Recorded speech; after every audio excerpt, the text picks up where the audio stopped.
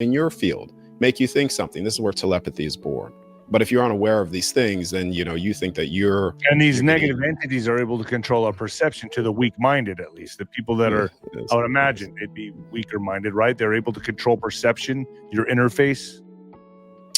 For people that are unaware, yes, you could start to get influenced. 100%, you could start to get influenced in the way of. This is where a lot of what do you call those individuals? They I'm lost for words. They are schizophrenic.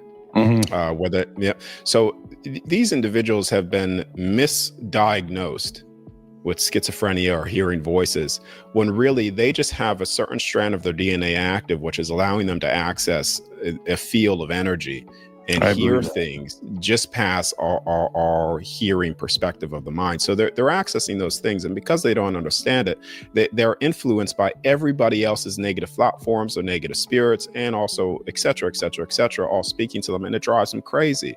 But when you have context behind these things, and these very people that are labeled this way are diagnosed in that manner, have a very, very powerful ability to access and hear things, even communicate with dead, deceased relatives, etc. So yeah, I know that's probably going off the beaten track. I have a friend that's schizophrenic, and he goes off on these tangents. He's a paranoid schizophrenic. He's a good friend of mine. He's my neighbor my entire life. I've known him since as a kid. He's like a brother to me. And he definitely, I believe, is tapping into a dimension that we cannot see. And I mean, it's, he sees things before it happens, sometimes almost psychic. And he's been right about a lot of things. And so for me, I don't dismiss it as a mental illness. I look at it as he can't control what he sees. It's just coming in like the floodgates are open, and it's a certain part of his brain or whatever that sees these into a different dimension. Does that make sense? That's how I see it. Yeah. That's really how I see it.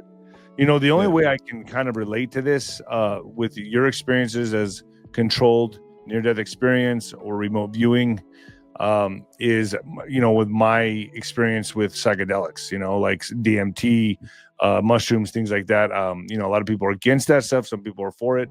I've dabbled in it.